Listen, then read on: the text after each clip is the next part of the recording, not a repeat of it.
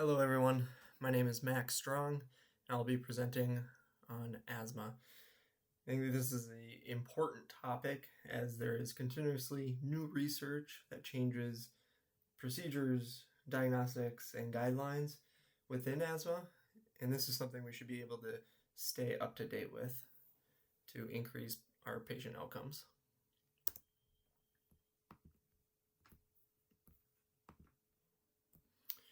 As we look at the learning objectives, I hope learners will be able to define asthma, list diagnostic tools used for asthma, and create asthma management plans.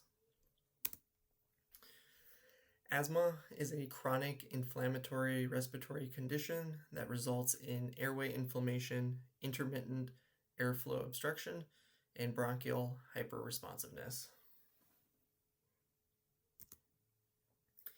Asthma does affect around 260 million people worldwide, resulting in around 420,000 deaths yearly.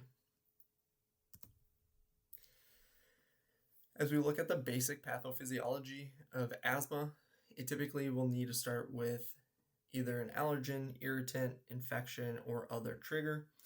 As that trigger comes in contact with an individual, there is an immune response resulting in mast cells and T helper cells. During that immune response, IgE antibodies start to bind onto mast cells. After, when that trigger comes in contact with that individual again, our body goes through that same immune response in the release of an IgE antibodies, but this time IgE antibodies cross-link with mast cells and rapid degranulation occurs. When degranulation occurs, there's a release of inflammatory molecules such as histamines, cytokines, and prostaglandin. This is what ultimately results in smooth muscle contraction in the airways. As this cycle continues, or an asthmatic is untreated or uncontrolled, airway remodeling occurs. As you can see within the picture, the airway remodels but stays this way, ultimately increasing individuals' asthma severity and symptoms that come with it. Looking at risk factors come from a plethora of things. One is genetic abnormalities, such as genetics. So genes ORMDL3 and GSDMB on chromosome 17q21. Others would include IL33, IL1R1, and PYHIN1. Risk factors in prenatal and perinatal would include preterm birth, less than 36 weeks, impaired lung development, maternal smoking, maternal diet, more specifically vitamin E, C, and zinc, which have shown to have protective effects against asthma. Childhood risk factors would include multiple viral infections, specifically RSV and human rhinovirus, continuous air pollution like combustion byproducts, gas fires, indoor fires, along with obesity at an early age and early puberty, which have all shown to increase development of asthma.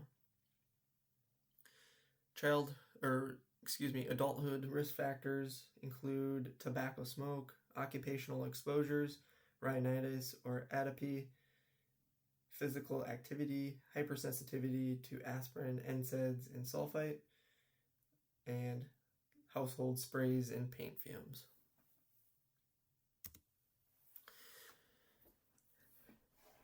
If you look at asthma symptoms, The four most common symptoms are dyspnea, wheezing, chest tightness, and cough.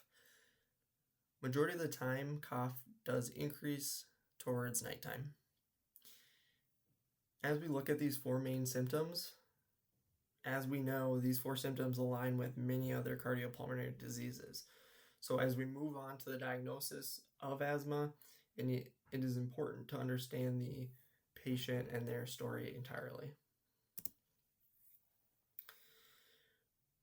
Within diagnosis, we'll start with history and physical.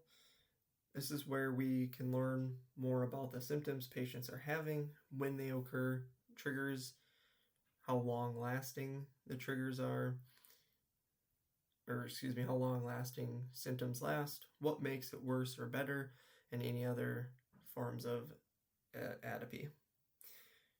During the physical examination, we may see objective findings, which would include tachypnea, tachycardia, prolonged expiratory phase, reduced air movement, tripoding, accessory muscle use, and unable to speak in full sentences. Of course, those objective findings would more than likely be in an acute asthma exacerbation. As we move into evaluation, this is to confirm diagnosis of asthma. A pre and post bronchodilator spirometry test will be performed. This assesses forced expiratory volume in 1 second, otherwise known as FEV1, and the forced vital capacity, or FVC. Asthma will typically reveal a obstructive flow volume loop and a reduced FEV1 FVC ratio. This could be depicted within the picture on the screen. During post-bronchodilator, during the spirometry test, administration of 2 to 4 puffs of short-acting bronchodilator, typically albuterol, will be administered, in which we are looking for a 12% increase in either FEV1 or FVC, which would be considered significant. Asthmatics with atypical symptoms or isolated cough may benefit in getting a bronchoprovocation test. Bronchoprovocation tests utilize an inhaled irritant that causes bronchoconstriction. These irritants are most commonly known by methacholine or mannitol, and we are looking for a 20% decrease in FEV1, which would indicate a positive test. As we continue, we can look at different imaging. Traditionally, imagery is not used for diagnosis of asthma, but imagery can be used to assess exacerbation or combination diagnosis. For example, mixed asthma COPD. As we look at imagery closer, we can use CT scans to measure airway and vessel morphometry, mucus plugging, ventilation, disease probability mapping, and parametric response mapping. This is useful to assess overlapping conditions, phenotyping, and therapy response. As we look at MRI, this can be used to evaluate regional ventilation abnormalities, treatment response, and predict responders to therapies. PET scans can evaluate response to anti-inflammatory therapy and evaluate inhaled drug deposition. While lastly, bronchoscopy-guided imaging via EBUS and OCT can monitor airway changes and view wall thickness.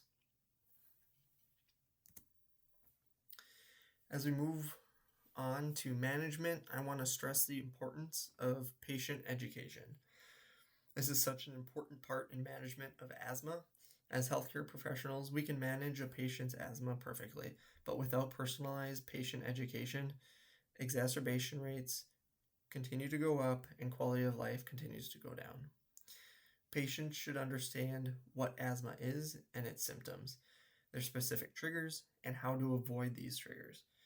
Furthermore, patients need to know how to properly use an inhaler and be familiar with the medications. Each patient should have a personalized action plan, which incorporates maintenance medication regimen and steps to take when symptoms exacerbate. This could be shown on the picture. This is an example of what an asthma action plan would look like. Action plans can also be utilized with peak flow devices, where patients use a device to see their peak flows compared to their normals.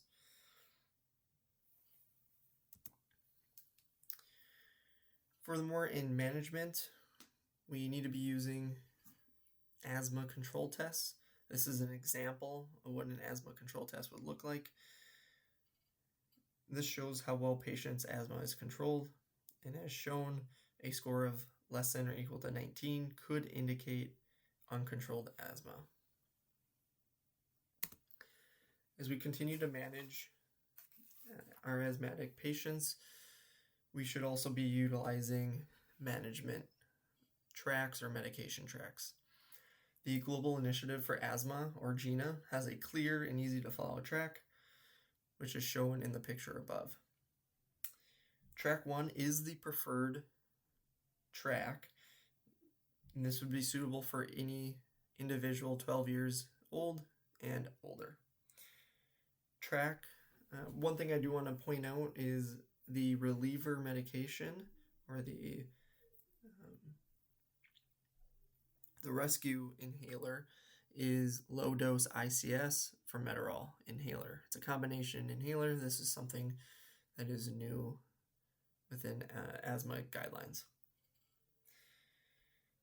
Track 2 utilizes an ICS with a SABA, or typically a budesonide and albuterol inhaler. This is specifically for children 6 to 11 years old. One thing I do want to point out again is the use of a low-dose ICS formoterol inhaler is an off-label use. So depending on insurance may only allow a patient to get one inhaler at a time, which would be enough for 30 days. Not enough for maintenance and a reliever inhaler. This is where track 2 could become beneficial. As discussed before, asthma is a chronic inflammatory respiratory condition that results in airway inflammation, intermittent airflow obstruction, and bronchial hyperresponsiveness. Its causes can come from genetic abnormalities and risk factors throughout different stages of life. Understanding asthma symptoms and diagnosis is paramount in asthma management. Understanding the availability of imagery can further give us insight on disease progression and the severity, therapy response, and comorbidities.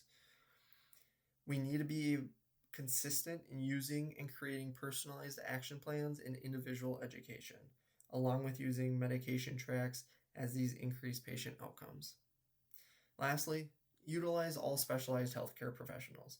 Physicians, nurses, RTs, social work, pulmonology, and more should work together to ultimately increase patients' quality of life, their outcomes, adherence, education, while decreasing severe exacerbations and hospitalizations. Thanks for listening, everyone. Here are the references. All right. Thank you. Take care.